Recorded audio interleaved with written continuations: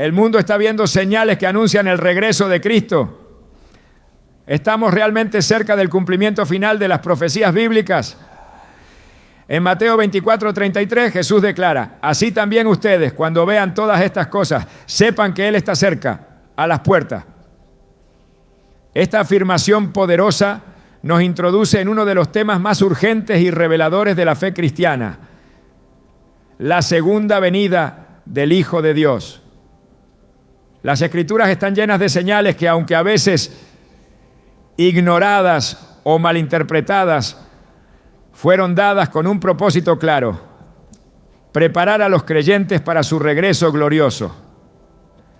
Hoy profundizaremos en 14 señales bíblicas que no solo alertan al mundo, sino que despiertan al espíritu.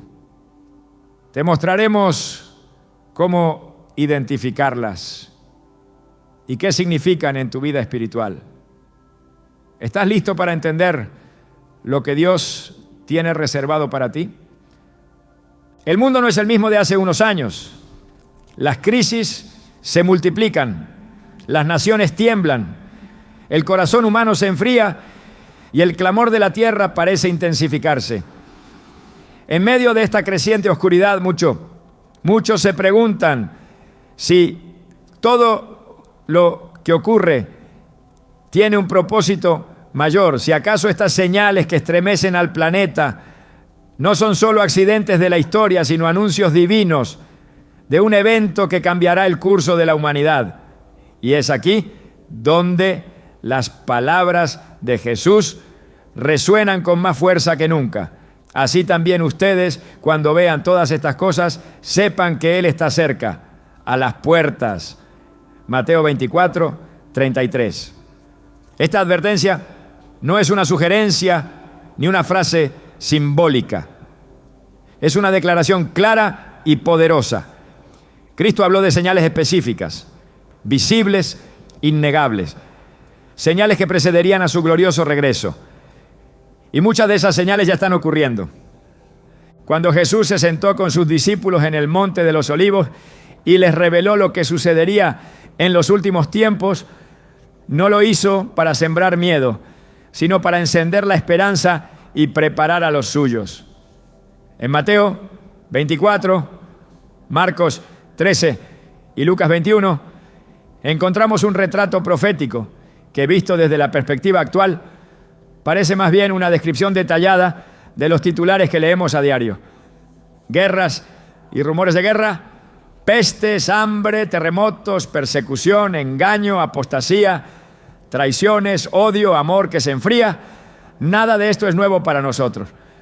Pero lo que sí es nuevo es la velocidad, la simultaneidad y la intensidad con la que todo está ocurriendo.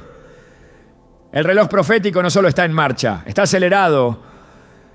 Y es aquí donde necesitamos detenernos. No como quien observa un fenómeno distante, sino como quien reconoce que lo que está sucediendo nos involucra de forma directa. Porque cada señal, cada movimiento en la historia, cada transformación cultural es parte de un diseño divino que anuncia algo más grande. La segunda venida de Cristo no es un concepto vago ni una esperanza futura lejana. Es una realidad que se acerca a pasos firmes. El apóstol Pablo lo afirmó con contundencia: porque vosotros sabéis perfectamente que el día del Señor vendrá así como ladrón en la noche. Primera a los Tesalonicenses 5:2. Y aunque el día exacto no nos ha sido revelado, las señales están puestas como faros en la noche, marcando el camino de retorno del Hijo de Dios. No podemos permitirnos el lujo de ignorar lo que está ocurriendo. El Señor Jesús, en su amor, nos dejó advertencias claras. Nos dijo que observáramos la higuera, que entendiéramos los tiempos, que no durmiéramos como los demás, sino que veláramos. Porque el que vela no será sorprendido. El que tiene los ojos abiertos al mover del Espíritu, al cumplimiento de la profecía, no vive como si este mundo fuera su destino final, sino como quien se prepara para un encuentro glorioso. Y aquí comienza todo.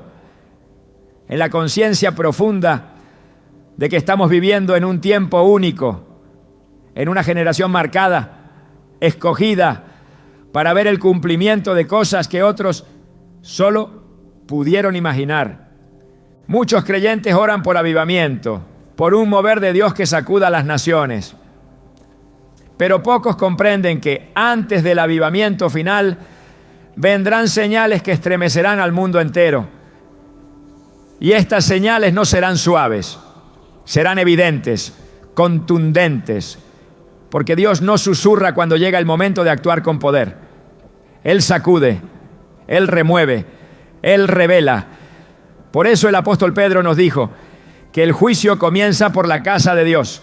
1 Pedro 4:17. Antes de que Cristo venga por su iglesia, Él vendrá a purificarla. Y esta purificación comienza cuando entendemos que el tiempo profético ya no es una promesa lejana, sino una realidad presente. Basta con mirar a nuestro alrededor para darnos cuenta de que vivimos en días como los de Noé. Días donde la violencia se multiplica, donde el pecado se celebra, donde lo bueno es llamado malo y lo malo es exaltado como virtud. En Génesis 6:11 se nos dice: y se corrompió la tierra delante de Dios, y estaba la tierra llena de violencia. ¿No es esta una imagen exacta del mundo actual? Jesús mismo dijo que su venida sería en días semejantes a los de Noé y Lot. Comían, bebían, se casaban, compraban, vendían, vivían como si nada fuera a cambiar. Pero el juicio vino repentino, sin aviso adicional, porque aunque se les advirtió, no creyeron. ¿Y cuántos hoy están en la misma condición? Oyendo, pero no escuchando, viendo, pero sin discernir. El Señor también habló de la gran apostasía, de cómo muchos se apartarían de la fe siguiendo doctrinas de demonios, falsos profetas, maestros que enseñarían herejías encubiertas. Y no se refería solo al mundo secular, sino a aquellos que una vez estuvieron en la verdad. En 2 Tesalonicenses 2:3-4, Pablo nos advierte: nadie os engañe en ninguna manera, porque no vendrá sin que antes venga la apostasía y se manifieste el hombre de pecado. La apostasía es una señal clara del fin, una señal dolorosa, pero necesaria, porque separa el trigo de la cizaña, revela quién ama verdaderamente la verdad y quién solo busca un evangelio cómodo. Y aún así muchos aún preguntan: ¿cómo saber si estas señales son realmente el inicio del fin? ¿Cómo distinguir los eventos naturales de los tiempos proféticos? La respuesta no está en la lógica humana, sino en la palabra viva. La Biblia no nos fue dada para decorar estanterías, sino para iluminar nuestro caminar. Salmos 119. 105 dice: lámpara es a mis pies tu palabra y lumbrera a mi camino. Cuando leemos las Escrituras con ojos espirituales, con un corazón rendido, entendemos que no hay coincidencias. Todo está orquestado, cada evento se mueve dentro del propósito eterno de Dios. Es en este punto donde debemos detenernos, no para temer, sino para despertar. El Espíritu Santo no está en silencio. Él está hablando con claridad a todos aquellos que tienen oídos para oír. Y su mensaje es uno: prepárate, despierta, santifícate, porque el esposo está por llegar. La parábola de las 10 vírgenes no fue contada para entretener, sino para advertir. 5 fueron prudentes, 5 insensatas. Las prudentes tenían aceite, las otras no. ¿Qué representa el aceite? Intimidad con Dios, llenura del Espíritu, una vida apartada. Y cuando llegó el esposo, solo las que estaban listas entraron con él. Las demás llegaron tarde, golpearon, suplicaron, pero la puerta se cerró. Mateo 25, 1:13. Hoy muchas voces quieren suavizar el mensaje, quitar el peso profético, adormecer la conciencia espiritual. Pero no fuimos llamados a eso, fuimos llamados a sonar la trompeta, a ser atalayas que alertan, a levantar la voz y decir, el Rey viene. Y no viene como vino la primera vez, en humildad, en un pesebre. Viene con poder, con gloria, con justicia. Viene como león. Apocalipsis 19 nos presenta una imagen majestuosa. Entonces vi el cielo abierto. Y he aquí un caballo blanco. Y el que lo montaba se llamaba Fiel y Verdadero. Sus ojos eran como llama de fuego. Y en su vestidura y en su muslo tiene escrito este nombre: Rey de Reyes y Señor de Señores. Este es el Cristo que regresará. Este es el Jesús que el mundo pronto verá. Y tú estás listo para ese día. ¿Estás discerniendo las señales o simplemente sobreviviendo en medio del caos? Porque las señales no fueron dadas solo para entender, sino para actuar, para volvernos a Dios con todo el corazón, para limpiar nuestras vestiduras, para anunciar el Evangelio con mayor urgencia. Este no es el tiempo de estar tibios. No es el momento de vivir con un pie en la fe y otro en el mundo. Es el tiempo de tomar decisiones eternas. Recuerda lo que dijo Jesús en Apocalipsis 3:11. He aquí, yo vengo pronto, retén lo que tienes, no para que ninguno tome tu corona. Su venida no es un mito, es una promesa, una certeza. Y lo que hoy vemos en el mundo no es casualidad, es cumplimiento. Cada noticia, cada cambio global, cada movimiento en Israel, cada nuevo conflicto, todo está apuntando hacia el mismo horizonte: el regreso de nuestro Señor. Esta primera parte de nuestro recorrido espiritual no busca agotar el tema, sino encender el fuego, provocar una urgencia santa, hacernos ver que no estamos en días comunes, que vivimos en el umbral de la eternidad y que las señales no son solo externas, también están dentro de nosotros, en el llamado persistente del Espíritu que clama: prepara el camino del Señor. ¿Estás listo para seguir descubriendo las señales que Dios ha colocado ante nuestros ojos? Entonces abre tu corazón. Lo que viene a continuación revelará verdades que pueden transformar tu vida por completo. Porque cuando Dios habla, lo hace con propósito. Y cuando Jesús anunció estas señales, no lo hizo para los expertos, sino para los que están dispuestos a creer. El mundo observa, pero pocos comprenden lo que realmente está ocurriendo. A medida que los días avanzan, se multiplican los eventos que estremecen las estructuras sociales, la política y espirituales del planeta. Para muchos, son crisis desconectadas, accidentes históricos, simples fluctuaciones del destino humano. Pero para quienes conocen la palabra, no hay duda alguna. Estamos viendo las señales que el mismo Jesús anunció con claridad. Señales que no se limitan a lo simbólico ni a lo espiritual, sino que se manifiestan visiblemente en la tierra, en los cielos, en las naciones y en el corazón de la humanidad. Los profetas hablaron de estos días y sus palabras se están cumpliendo ante nuestros ojos.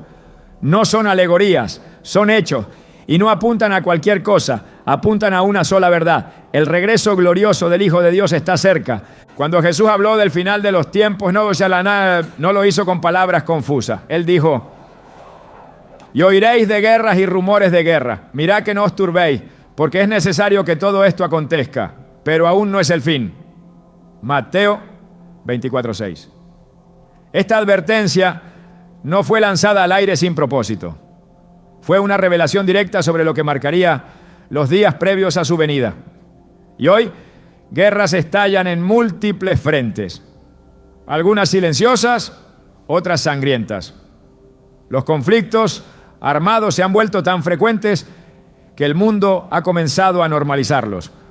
Sin embargo, cada batalla, cada nación que se levanta contra nación, está cumpliendo lo que el Maestro ya había anunciado. La violencia internacional no es la única señal visible.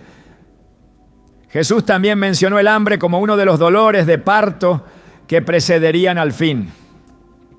En diversas regiones del mundo, miles de personas mueren por falta de alimento, mientras otras tantas sufren las consecuencias de la escasez, la inflación y el colapso de los sistemas económicos.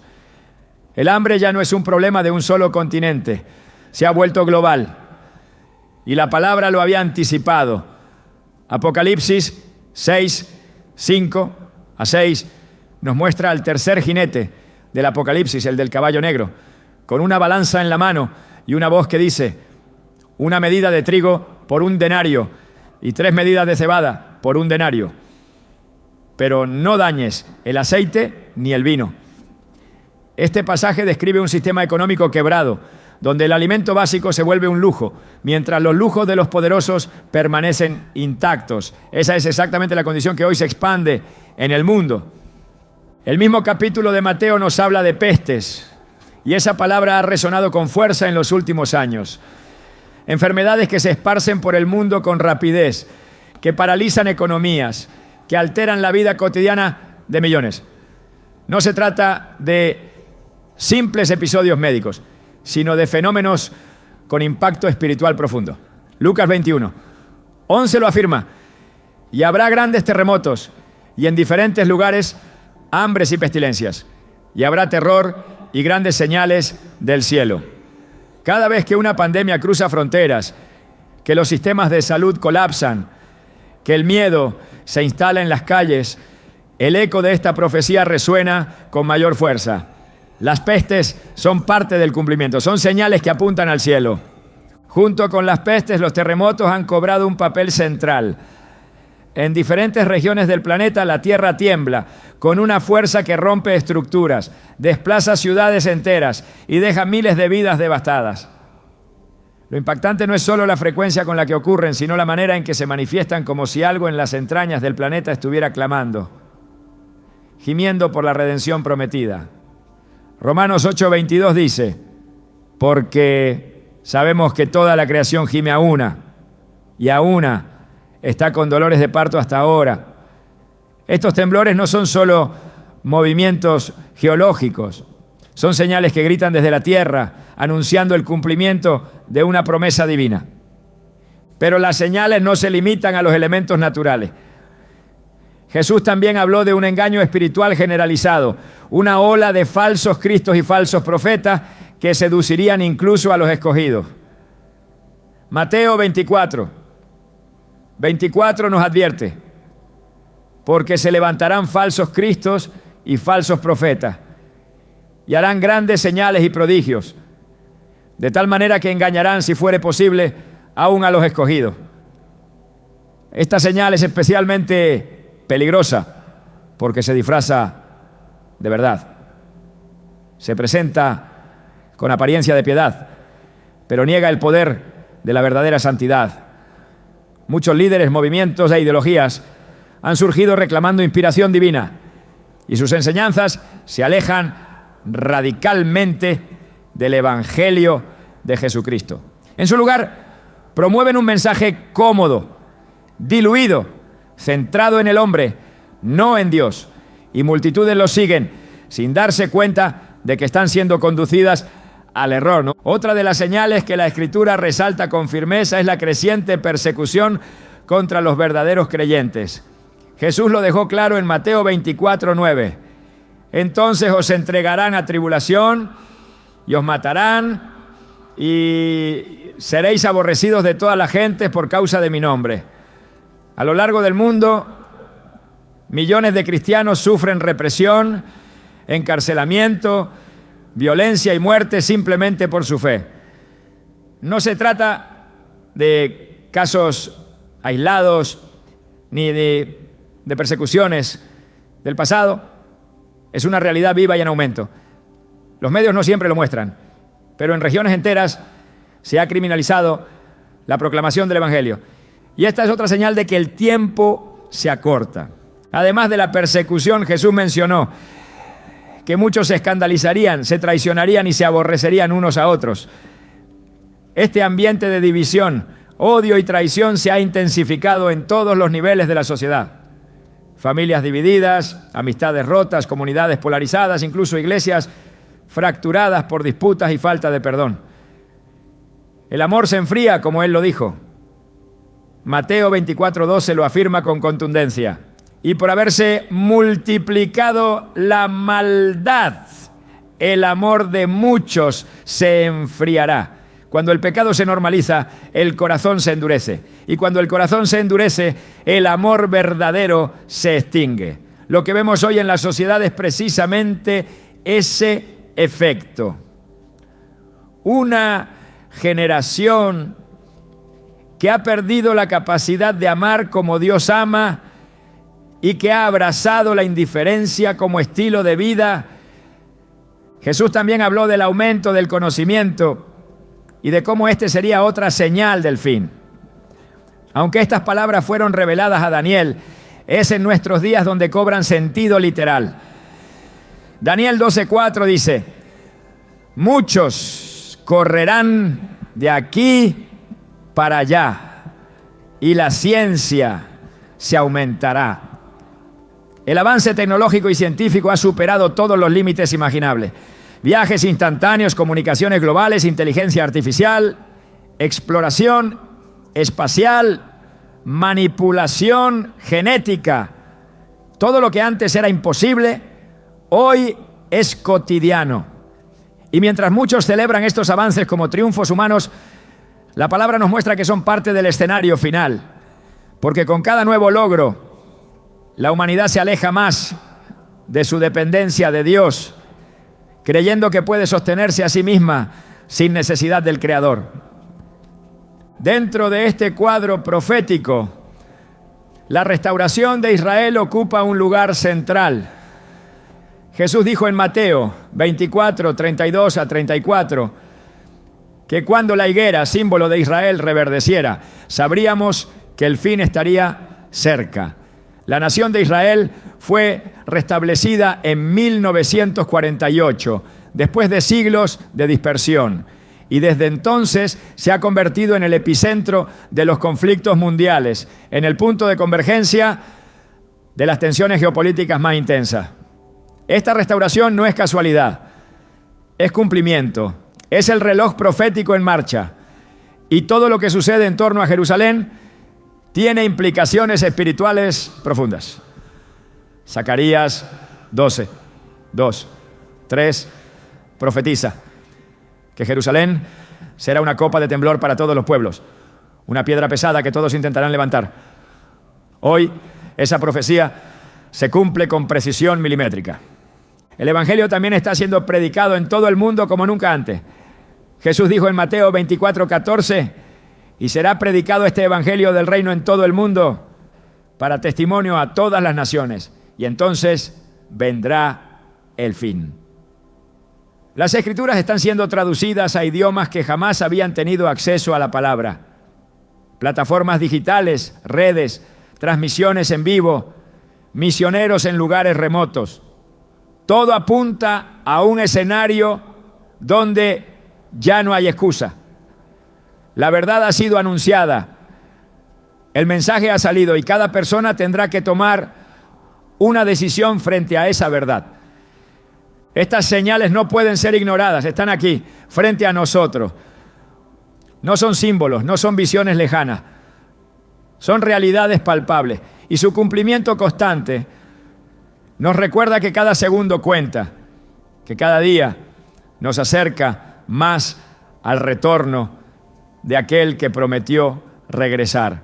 No es el momento de mirar hacia otro lado, es el momento de ver con ojos espirituales, de escuchar con atención, de entender que lo que ocurre en lo natural tiene un reflejo eterno. Cristo viene, esa es la verdad que arde en el centro de cada profecía. Y las señales visibles no son otra cosa que la confirmación de su fidelidad. Él dijo que sucedería y está sucediendo. No queda lugar para la duda, solo para la preparación. El tiempo no se detiene y las trompetas del cielo no dejarán de sonar hasta que cada alma haya escuchado el llamado a despertar. ¿Estás viendo lo que Dios quiere que veas? ¿Estás entendiendo las señales que Él ha puesto en el mundo como antorchas encendidas en medio de la oscuridad? No es un mensaje más, no es una advertencia sin peso, es la voz del Espíritu hablando con claridad. El cielo está en movimiento y pronto lo que ahora vemos en parte lo veremos cara a cara. Hay un movimiento invisible que acompaña las señales externas.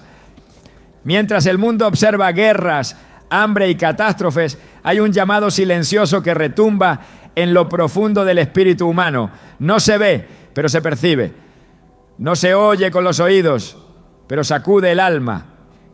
Es el clamor de Dios por el arrepentimiento. Un llamado urgente a volver al centro de la fe, al corazón de la obediencia, a la pureza que precede la gloria. Las señales visibles son evidentes, pero no bastan por sí solas. El regreso de Cristo no se anuncia solo en los cielos o en las naciones. Se anuncia en el alma del creyente, en la voz del Espíritu que exhorta al hombre a reconciliarse con Dios. Porque ninguna preparación externa tiene valor si no va acompañada de una transformación interior. No basta con saber que Jesús viene, hay que estar listo para recibirlo. Desde el principio el mensaje de Dios ha sido claro. Convertíos a mí con todo vuestro corazón, con ayuno, lloro y lamento. Joel 2:12. No hay un camino alternativo, no hay un atajo. Dios no busca conductas morales vacías, sino corazones rendidos. Busca personas que reconozcan su necesidad de perdón, su dependencia total del cielo. La venida del Señor será repentina y no habrá margen para preparar el alma en el último instante. Hoy es el día aceptable. Hoy es el tiempo para volver. Porque cada señal que se ha cumplido es una invitación directa a examinar el corazón, a soltar todo lo que impide la comunión verdadera, a romper con lo que aún contamina el espíritu. El arrepentimiento no es un acto emocional pasajero, es una decisión profunda que involucra la mente, el alma y el cuerpo. Es más que sentir culpa, es un cambio radical de dirección. Es lo que predicaron todos los profetas. Es lo que Juan el Bautista gritó en el desierto. Es el mensaje inicial de Jesús al comenzar su ministerio. Arrepentíos porque el reino de los cielos se ha acercado. Mateo 4:17. No hay acceso al reino sin arrepentimiento. No hay o no hay preparación para la segunda venida sin una vida que refleje el fruto de esa transformación. Lo contrario es religión sin vida, forma sin poder, apariencia sin realidad. Las señales no fueron dadas para que el mundo se impresionara, fueron dadas para que el pueblo de Dios se alineara, porque si hay una característica que distingue a los que están listos para el regreso del Señor, es un corazón quebrantado, un corazón que no justifica su pecado, que no negocia con la tibieza, que no se esconde tras argumentos, un corazón que reconoce la santidad de Dios y la gravedad de alejarse de ella. En Isaías 66:2, el Señor dice: mi mano hizo todas estas cosas, y así todas estas cosas fueron, dice Jehová. Pero miraré a aquel que es pobre y humilde de espíritu y que tiembla a mi palabra. Esta es la actitud que se requiere para los días finales. No conocimiento, sino reverencia. No espectáculo, sino obediencia. Muchos han escuchado hablar de las señales, pero pocos se han detenido a ver en ellas un espejo. Porque las señales no son solo eventos proféticos, son reflejos, nos muestran el estado del mundo, pero también el estado del alma. El aumento de la maldad no solo es visible en las calles, también se manifiesta en corazones que se han endurecido. La apostasía no comienza en los púlpitos, sino en las decisiones personales. El enfriamiento del amor no surge de la cultura externa, sino de la desconexión interna con la fuente del amor verdadero. Por eso, cada señal debe llevarnos a una pregunta esencial: ¿cómo está mi relación con Dios? ¿Estoy caminando en santidad o simplemente estoy informado de los tiempos. En Apocalipsis sea, Cristo no habla primero al mundo, sino a la iglesia. Sus palabras van dirigidas a comunidades que conocían la verdad, pero que habían permitido que se filtrara el compromiso, la tibieza, la autosuficiencia. A la iglesia de la Odisea le dice: yo reprendo y castigo a todos los que amo. Sé pues celoso y arrepiéntete. Apocalipsis 3:19. El mensaje no fue destrucción, fue corrección. No fue rechazo, fue amor. Pero ese amor es exigente. No tolera la doble vida. No bendice la mezcla. Llama a la limpieza, a la rendición, a una entrega completa. Volver a Dios es más que abandonar lo malo, es también abrazar lo correcto. Es restaurar la intimidad perdida, es redescubrir la belleza de su presencia, el poder de su palabra, la necesidad vital de su dirección. El mundo avanza hacia su clímax profético, pero no es el mundo el que debe cambiar primero. Es la iglesia, es cada creyente. Porque si el juicio comienza por la casa de Dios, también el avivamiento comienza allí. Y no hay avivamiento sin arrepentimiento. El profeta Oseas expresó con claridad el corazón de Dios. Venid y volvamos a Jehová, porque Él arrebató y nos curará, hirió y nos vendará, nos dará vida después de 2 días. En el tercer día nos resucitará y viviremos delante de Él. Oseas 6, 1 a 2. Este llamado a regresar no es una condena, es una invitación a la restauración, pero la restauración no ocurre mientras se justifica el pecado, no ocurre mientras se vive en la superficialidad espiritual. Ocurre cuando hay una rendición real, cuando se deja de resistir y se comienza a obedecer. La Biblia habla de vasos limpios, instrumentos útiles, de siervos aprobados. No todos serán encontrados preparados.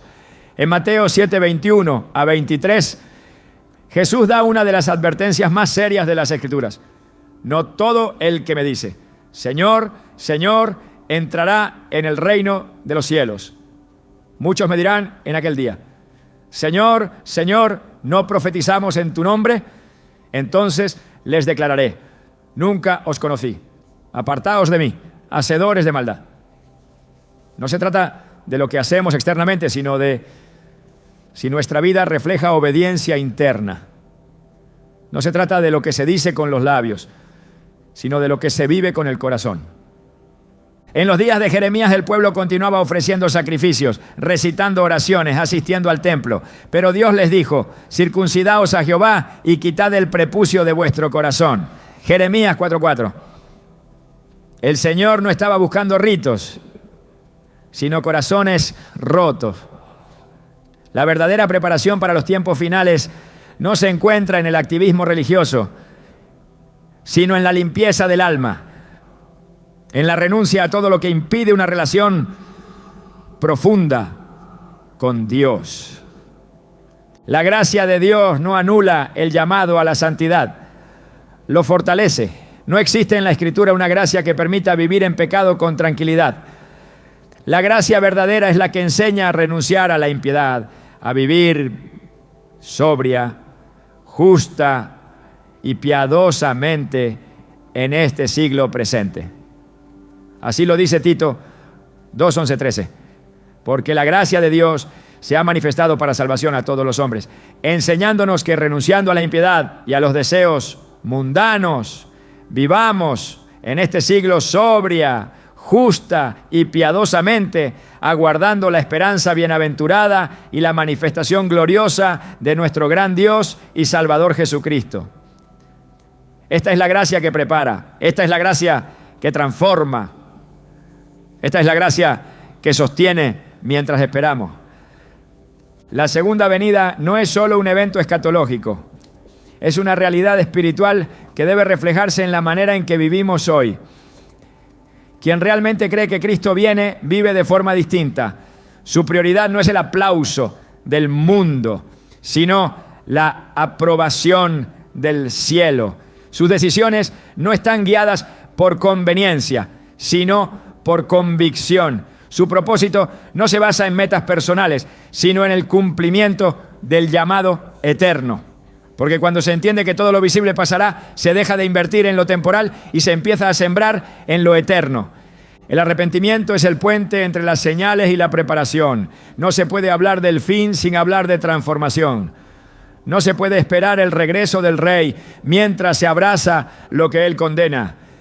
El Espíritu sigue hablando a la iglesia. Sigue llamando al secreto, al ayuno, a la santificación.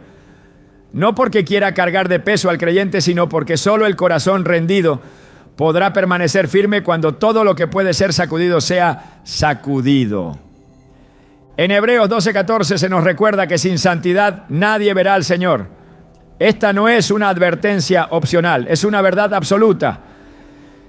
Y en un mundo que relativiza todo, la santidad sigue siendo una exigencia divina, no una perfección humana, sino una separación intencional, una vida marcada por la obediencia, por la pureza, por la fidelidad, una vida que anhela la venida del Señor, no solo por lo que traerá, sino por quién vendrá. Las señales continuarán manifestándose, el mundo seguirá temblando, las estructuras seguirán cayendo. Pero en medio de todo eso, Dios busca un pueblo que viva diferente, que no solo reconozca las señales, sino que responda a ellas con profundidad espiritual. Que no solo entienda los tiempos, sino que viva a la altura de ellos. Que no solo hable del regreso de Cristo, sino que lo espere con un corazón limpio, con una lámpara encendida, con aceite en reserva. Ahora es el momento. La preparación no puede posponerse. Cada minuto que pasa es una oportunidad para volver, para renunciar a todo lo que separa, para abrazar todo lo que transforma, porque las señales hablan. Pero más fuerte aún, habla el Espíritu. Y su llamado sigue siendo el mismo. El que tiene oídos para oír, oiga lo que el Espíritu dice a las iglesias. La segunda venida de Cristo no es solo un mensaje escatológico que inspira temor o asombro. Es un llamado directo a la acción, un encargo urgente para la iglesia que permanece en la tierra como luz en medio de las tinieblas. No se trata de esperar pasivamente a que el cielo se abra, sino de vivir activamente como portadores del reino, como atalayas que no duermen, como siervos que no entierran el talento, como heraldos que no callan. Las señales que ya se han cumplido y las que están en proceso no fueron dadas para despertar únicamente a los inconversos, sino también para activar a los redimidos. No es un tiempo para espectadores, es un tiempo para obreros. Y el campo está listo, porque la cosecha final se acerca. Cristo dejó instrucciones claras. No pidió que sus discípulos observaran los acontecimientos como quien ve pasar un desfile, sino que les confió una tarea sagrada: anunciar el evangelio del reino hasta los confines de la tierra. En Mateo 28, 19, 20, las palabras de la Gran Comisión siguen resonando con poder. Por tanto, id y haced discípulos a todas las naciones, enseñándoles que guarden todas las cosas que os he mandado. Este mandato no ha caducado, no ha sido archivado. Es un mandato vigente, activo, urgente. La segunda venida no cancela la misión de la iglesia, la intensifica. Porque cuanto más se acerca el retorno del Rey, mayor debe ser el fervor con el que sus siervos anuncian su llegada. La iglesia ha sido llamada a ocupar una posición profética en medio de los últimos tiempos, no como eco de las opiniones del mundo, sino como voz clara que interpreta los tiempos desde la perspectiva de Dios. En el primer libro de Crónicas, capítulo 12, versículo 32, se habla de los hijos de Isacar, entendidos en los tiempos y que sabían lo que Israel debía hacer. Esta capacidad de discernir el momento histórico y espiritual no es un lujo, es una necesidad. cuando la confusión aumenta y el engaño se propaga, la voz de la iglesia debe elevarse con claridad, autoridad y verdad. No para opinar, sino para iluminar. No para entretener, sino para instruir. No para adaptarse, sino para confrontar. El Espíritu Santo no fue derramado para que la iglesia se convirtiera en un centro de actividades sociales. Fue dado para capacitar al cuerpo de Cristo en su función profética, evangelística y restauradora. En Hechos 1:8, Jesús prometió: recibiréis poder cuando haya venido sobre vosotros el Espíritu Santo, y me seréis testigos hasta lo último de la tierra. Este testimonio no es opcional, no es para unos pocos, es una función espiritual colectiva. Cada creyente lleno del Espíritu está llamado a ser una antorcha encendida en un mundo que se apaga. Y la luz no fue hecha para ocultarse, sino para alumbrar a todos los que están en casa. El mensaje de la segunda venida exige un tipo específico de iglesia. No una que busque agradar al sistema, ni una que acomode el mensaje según la sensibilidad cultural, sino una que permanezca fiel al consejo completo de Dios, aun cuando hacerlo signifique rechazo, oposición o persecución. En Apocalipsis, Cristo no felicita a las iglesias por su popularidad, sino por su fidelidad. A la iglesia de Filadelfia le dice: has guardado mi palabra y no has negado mi nombre. Apocalipsis 3:8. Esa es la iglesia que se mantiene firme en medio del sacudimiento. Esa es la iglesia que no será sorprendida. Esa es la iglesia que está vestida de lino fino, limpio y resplandeciente, lista para las bodas del Cordero. Hablar de la misión profética de la iglesia es hablar también de intercesión, porque el pueblo que espera la venida del Señor no solo predica, también gime. Romanos 8:26 nos recuerda que el Espíritu intercede por nosotros con gemidos indecibles. Y ese clamor que nace en la profundidad del Espíritu no es otra cosa que el eco del cielo buscando tocar la tierra. La oración no es un ritual devocional, es un arma estratégica, una llave de activación espiritual, un canal de intervención divina. En los días que preceden al retorno del Señor, la iglesia debe redescubrir el poder de la intercesión ferviente, constante, eficaz. El libro de Joel anuncia un mover especial del Espíritu en los días postreros. En Joel 2:28 se declara: y después de esto derramaré mi espíritu sobre toda carne, y profetizarán vuestros hijos y vuestras hijas. Esta profecía no habla solo de manifestaciones carismáticas, habla de una activación profética colectiva, de una generación que habla con la boca de Dios, que ve con los ojos de Dios, que actúa con la compasión de Dios. En ese contexto, el pueblo de Dios se convierte en instrumento de advertencia y de esperanza, porque la iglesia no solo denuncia el pecado, también anuncia la redención. No solo confronta la oscuridad, también proclama la luz. No solo llama al juicio, también extiende la gracia.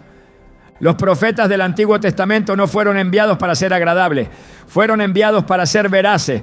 Jeremías, Isaías, Ezequiel, todos enfrentaron la oposición de generaciones que no querían oír la verdad. Pero su mensaje no era negociable, era un mandato del cielo. Y esa es también la posición que la iglesia debe asumir en estos tiempos. No se trata de construir un mensaje que no incomode. Se trata de proclamar la palabra que transforma. Porque en un mundo lleno de mensajes confusos, la voz que permanece firme es la que se sostiene sobre la roca de la revelación eterna. La preparación del pueblo de Dios no es solo para ser arrebatado, sino también para cumplir una asignación hasta el último momento. En Lucas 19:13, Jesús contó la parábola de los siervos que recibieron minas para negociar mientras Él se iba.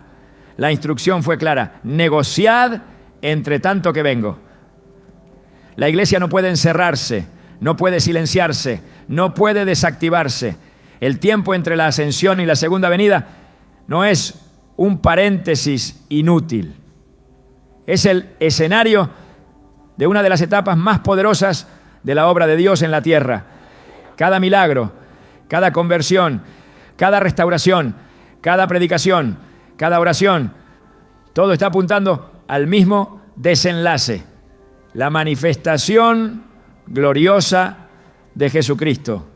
La parábola de las vírgenes prudentes también revela la actitud de una iglesia que espera activamente. Las 5 que fueron insensatas no fallaron por ignorancia de la venida del novio. Fallaron por falta de previsión, por falta de aceite, por falta de preparación constante. La espera no fue el problema. La falta de acción durante la espera fue el verdadero error. Y hoy el Espíritu está llamando a una generación que no solo cree, sino que vive como si cada día fuera el último. Una generación que no guarda silencio, que no negocia su fe, que no deja enfriar el fuego del primer amor. En Efesios 5:27 se nos muestra la meta de Cristo para su iglesia, a fin de presentársela a sí mismo gloriosa, que no tuviese mancha ni arruga ni cosa semejante, sino que fuese santa y sin mancha.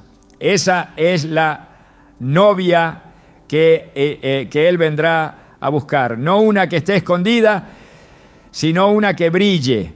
No una que esté contaminada, sino una que esté limpia. No una que esté confundida, sino una que esté segura de su identidad. La misión de la iglesia es preparar a esa novia, formarla, equiparla, purificarla, exhortarla, enseñarla, y también levantarse como esa novia sin miedo, sin ataduras, sin distracciones. El espíritu y la esposa claman juntos. Apocalipsis 22:17 declara: y el espíritu y la esposa dicen, ven.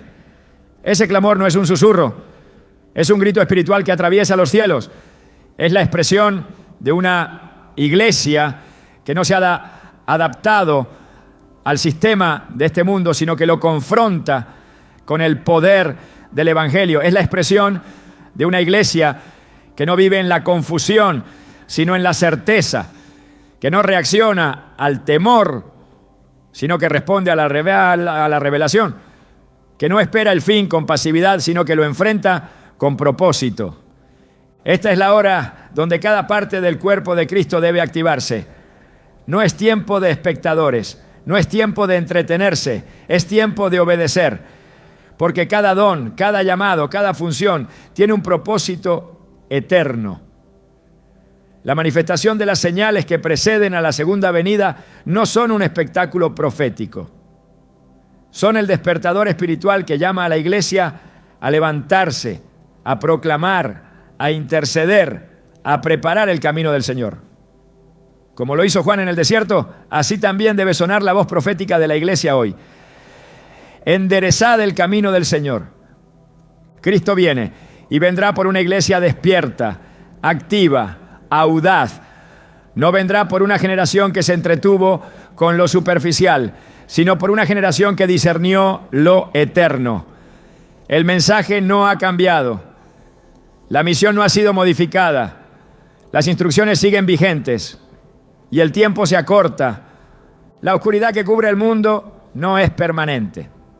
Aunque las señales anuncian crisis, convulsión y juicio, también anuncian algo más grande, más glorioso y eterno: el retorno visible y triunfante de Jesucristo. Las profecías no terminan en destrucción, culminan en victoria. La segunda venida del Señor no es solo el cierre de una era, sino el comienzo de un reinado perfecto. No es un evento para temer, sino una promesa para anhelar. Cada palabra que Él habló sobre su regreso es una semilla de esperanza para los que creen, un consuelo para los que sufren, una afirmación definitiva de que Dios no ha olvidado a su pueblo, ni ha abandonado su creación. Lo que viene para la iglesia fiel no es caos, sino redención. Y esa esperanza no es abstracta. Es tan real como las heridas en sus manos. Cuando los discípulos observaron cómo Jesús ascendía a los cielos, 2 ángeles se les aparecieron para darles una certeza que atraviesa los siglos. Este mismo Jesús, que ha sido tomado de vosotros al cielo, así vendrá como le habéis visto ir al cielo. Hechos 1:11. No será un regreso simbólico, espiritual o místico. Será literal, visible, glorioso. Él vendrá en persona como prometió. No como el siervo sufriente que fue llevado al matadero, sino como el rey victorioso que viene a gobernar con justicia. Apocalipsis 1:7 lo confirma con solemnidad. He aquí que viene con las nubes y todo ojo le verá, y los que le traspasaron y todos los linajes de la tierra harán lamentación por él. Esta manifestación será innegable. Nadie podrá ignorarla. No será necesaria ninguna interpretación. La gloria será evidente. El regreso de Cristo es la culminación de un plan eterno. Desde el Génesis hasta el Apocalipsis, la Escritura revela un hilo continuo que conecta la creación con la redención final. El Cordero inmolado es también el león que regresa. Lo que comenzó en un pesebre terminará en un trono. Lo que fue anunciado por profetas será confirmado por ángeles. El día de su regreso no será una sorpresa para los que han velado, sino la recompensa de su perseverancia. Porque así como hubo cumplimiento exacto en su primera venida, también lo habrá en la segunda. Ninguna palabra de Dios vuelve vacía. Todo lo que Él dijo se cumplirá. En Mateo 24:30 Jesús describe lo que ocurrirá en ese día. Entonces aparecerá la señal del Hijo del Hombre en el cielo, y entonces lamentarán todas las tribus de la tierra, y verán al Hijo del Hombre viniendo sobre las nubes del cielo con poder y gran gloria. Esta manifestación será global, no se limitará a una región ni a un pueblo. Todos lo verán, los que creyeron y los que rechazaron, los que esperaban con lámparas encendidas y los que ignoraron su palabra. En ese momento no habrá lugar para excusa. La verdad se revelará en su máxima expresión. Para los redimidos, su venida será la respuesta a todas las oraciones, el descanso de todas las luchas, la consumación de todas las promesas. Pablo escribe en primera a los Tesalonicenses 4:16-17, porque el Señor mismo, con voz de mando, con voz de arcángel y con trompeta de Dios, descenderá del cielo, y los muertos en Cristo resucitarán primero. Luego nosotros, los que vivimos, seremos arrebatados para recibir al Señor en el aire, y así estaremos siempre con el Señor. Esta reunión no será simbólica ni espiritualizada, será real. El mismo Jesús que ascendió, descenderá, y los suyos le recibirán con gozo, vestidos de inmortalidad, libres de dolor, coronados de gloria. La esperanza del regreso de Cristo es un ancla para el alma. Hebreos 6:19 afirma, la cual tenemos como segura y firme ancla del alma y que penetra hasta dentro del velo. No es una expectativa emocional, es una certeza espiritual que sostiene, que estabiliza, que fortalece en medio de la tormenta. Cuando todo alrededor se derrumba, esta esperanza permanece. Cuando el pecado se multiplica, la promesa permanece. Cuando la fe es probada, la fidelidad de Dios permanece. Porque el que prometió volver no miente. El que ascendió entre nubes, regresará entre nubes. El que venció la muerte vendrá a establecer su reino eterno. El Apocalipsis no termina en juicio, sino en bodas. En Apocalipsis 19:7 leemos, gocémonos y alegrémonos y démosle gloria, porque han llegado las bodas del Cordero y su esposa se ha preparado. La historia de redención culmina en una celebración celestial. La iglesia, purificada y perseverante, será presentada como una novia sin mancha. no por mérito humano, sino por la gracia que santifica, por la sangre que limpia, por el Espíritu que transforma. Las señales que anuncian la segunda venida son también campanas de boda. No anuncian solo el fin del sistema de este mundo, sino el inicio del reinado de justicia, de paz, de plenitud. El cielo no será una existencia etérea y abstracta, será un reino real. En Apocalipsis 21, 1-4 se describe la nueva creación con detalles impactantes.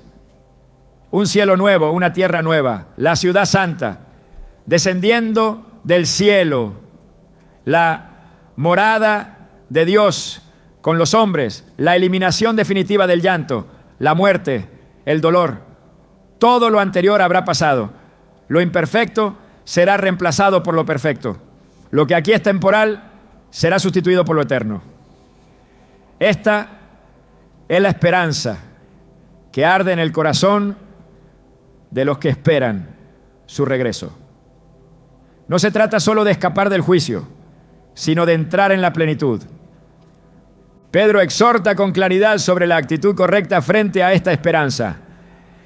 En 2 Pedro 3:11-12 dice: puesto que todas estas cosas han de ser deshechas, ¿cómo no debéis vosotros andar en santa y piadosa manera de vivir, esperando y apresurándoos para la venida del día de Dios? La esperanza de su venida no debe producir pasividad, sino santidad. No debe llevar a la indiferencia, sino a la acción, porque quien realmente anhela su regreso se purifica. Quien realmente espera al Rey vive como ciudadano de su reino. No se adapta al sistema, no se deja arrastrar por la corriente, no vende su identidad por comodidad, mantiene su mirada fija en la meta. La venida del Señor también es el clímax de la justicia divina. En Apocalipsis 19:11, Juan ve el cielo abierto, y he aquí un caballo blanco, y el que lo montaba se llama Fiel y Verdadero, y con justicia juzga y pelea. Cristo vendrá a juzgar, a corregir, a establecer su dominio legítimo sobre toda la creación. No será una sugerencia, será una imposición gloriosa del gobierno eterno. Los reinos de este mundo se convertirán en el reino de nuestro Dios y de su Cristo. Toda lengua confesará, toda rodilla se doblará, toda autoridad se rendirá, porque Él es el Rey de reyes y Señor de señores. Los creyentes no fueron llamados a temer ese día, sino a esperarlo con gozo. En 2 Timoteo 4:8, Pablo declara que hay una corona preparada para todos los que aman su venida. Este amor no es emocional, es una disposición espiritual que moldea la vida, que ordena las prioridades, que establece un estilo de vida congruente con el cielo. Quien ama su venida vive en fidelidad, en obediencia, en expectativa constante. No se distrae con las cosas de este mundo, porque sabe que el verdadero tesoro está por manifestarse. Jesús mismo prometió preparar lugar para los suyos. En Juan 14:2-3 dijo: en la casa de mi Padre muchas moradas hay. Voy pues a preparar lugar para vosotros. Y si me fuere, vendré otra vez y os tomaré a mí mismo, para que donde yo estoy, vosotros también estéis. Esta promesa no ha perdido vigencia, no ha sido cancelada por el tiempo, ni debilitada por la incredulidad. Él vendrá, no para dejarnos en el desierto, sino para llevarnos a la casa del Padre, no para juzgar a los que esperan, sino para coronarlos. La gloria que se revelará no puede compararse con las aflicciones presentes. Romanos 8:18 lo declara con autoridad. Pues tengo por cierto que las aflicciones del tiempo presente no son comparables con la gloria venidera que en nosotros ha de manifestarse. La venida del Señor es la gran esperanza del alma redimida. Es la razón por la que no se rinde. Es la fuente de fuerza en medio del quebranto. Es la promesa que da sentido a cada sacrificio. Porque todo lo que se pierde por causa de Cristo será restaurado con creces en su reino. Las señales han sido dadas para recordarnos que la espera está llegando a su fin.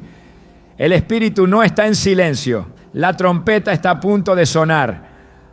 La redención está más cerca que nunca.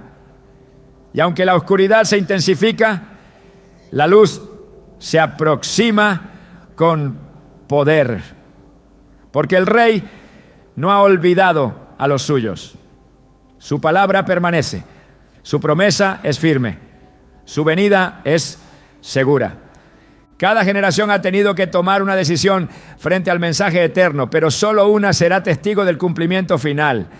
Las señales no son simplemente advertencias, son invitaciones a definir en quién confiamos, qué camino seguimos, a quién pertenecemos. No hay neutralidad en este tiempo. El retorno de Cristo divide la historia y también divide las decisiones del corazón. Ignorar la urgencia de este momento no detiene su avance. Negar la realidad profética no cancela su cumplimiento. Postergar la obediencia no evita la consecuencia. Hoy, cada alma está siendo llamada a responder. No con palabras, sino con entrega. No con emoción, sino con rendición. Jesús fue enfático en Mateo 24:42. Velad pues, porque no sabéis a qué hora ha de venir vuestro Señor. Esa palabra no fue dada para generar ansiedad, sino para despertar responsabilidad. Velar implica actuar con conciencia, vivir con propósito, no dejarse adormecer por el ritmo de un mundo que avanza hacia el juicio sin percibirlo. La urgencia no es una carga, es una oportunidad. El que escucha la trompeta y no se prepara, no podrá reclamar ignorancia. Porque el cielo ha hablado, las escrituras han sido abiertas, las señales se han manifestado y el Espíritu sigue llamando. El libro de Hebreos nos recuerda que si oímos su voz, no endurezcamos el corazón. Cada señal es una voz, cada cumplimiento profético es una llamada de atención. Cada día que pasa sin tomar una decisión por Cristo es una jornada más cerca de un cierre irreversible. Nadie puede elegir por otro, nadie puede prepararse por otro, nadie puede compartir el aceite en el último momento. El tiempo de la gracia está abierto, pero no lo estará siempre. Las puertas del arca se cerraron y fue Dios mismo quien las selló. Así también será en el final. El juicio no vendrá sin aviso, pero una vez iniciado, no habrá marcha atrás. El llamado es claro, el arrepentimiento no puede postergarse, la obediencia no puede relegarse, la entrega no puede dividirse. Dios no acepta mitades, Él requiere todo. Apocalipsis 3:15-16 declara: yo conozco tus obras, que ni eres frío ni caliente, pero por cuanto eres tibio y no frío ni caliente, te vomitaré de mi boca. La tibieza espiritual es una señal de muerte inminente. Solo el fuego del primer amor, del temor reverente, del celo santo, puede sostenernos firmes ante lo que viene. Las señales no son para especulación, son para consagración. La decisión que tomes hoy marcará tu eternidad. El tiempo de jugar con la fe ha terminado. No hay más espacio para una vida a medias. El Rey está en camino y vendrá por aquellos que viven como si cada día fuera el último. Esta es la hora de actuar, no mañana, no más tarde, ahora. Hay una verdad que permanece inalterable en medio de todo lo que tiembla. Cristo viene. Esa promesa, grabada en las Escrituras desde hace siglos, no es una alegoría ni un símbolo espiritual. Es una certeza más firme que los cielos. Y aunque las señales hayan sido reveladas y el llamado al arrepentimiento haya resonado, hay un aspecto que aún exige atención profunda: la preparación del Espíritu para encontrarse con el rostro glorioso del Hijo del Hombre. No se trata solo de estar informados sobre lo que sucederá, sino de estar moldeados por lo que eso significa. porque la venida del Señor no es solo un evento que impactará al mundo, es una revelación que transformará por completo a quienes han vivido esperando su aparición. Cuando se manifieste no será solo la culminación del plan de Dios para la historia, sino también la revelación de lo que realmente hay en cada corazón. La luz de su presencia expondrá no solamente las obras humanas, sino también las motivaciones ocultas, los pensamientos no confesados, las intenciones más profundas. En ese instante no bastará con haber estado cerca de la verdad, será necesario haber sido transformado por ella. La segunda venida no evaluará la cantidad de información que alguien posea, sino el grado de conformidad de su vida con el carácter del que regresa. Por eso vivir esperando su venida no es solo una cuestión de conocimiento, es una cuestión de identidad. Esa identidad se forja en la intimidad, en el silencio de la obediencia cotidiana, en la fidelidad sin aplausos, en la constancia cuando nadie observa. La venida de Cristo es una llamada a profundidad espiritual, a no vivir en la superficie de una fe vacía, sino a echar raíces en lo eterno. Las señales nos advierten, pero es la comunión con Dios la que nos capacita. Sin comunión el conocimiento se vuelve orgullo. Con comunión se convierte en convicción. Lo que se avecina requiere una iglesia que no solo entienda las profecías, sino que esté impregnada de la presencia de aquel que las dio. Todo lo visible está destinado a pasar, pero lo que ha sido trabajado en el Espíritu permanecerá. Las decisiones superficiales no resistirán el día. Solo los que hayan buscado el rostro de Dios en lo secreto podrán sostener la mirada cuando ese rostro se revele en gloria. El juicio comienza por la casa, pero también la recompensa. Y la recompensa no será solo el escape del juicio, sino la cercanía con el Rey. Aquellos que hayan vivido deseando su regreso verán cumplido el mayor anhelo del alma, estar con Él para siempre. El tiempo se acorta, no es una amenaza, es una invitación. La eternidad está más cerca que nunca, no como una sombra que se cierne, sino como una luz que ya comienza a asomar por el horizonte. Y esa luz no es un concepto, tiene nombre.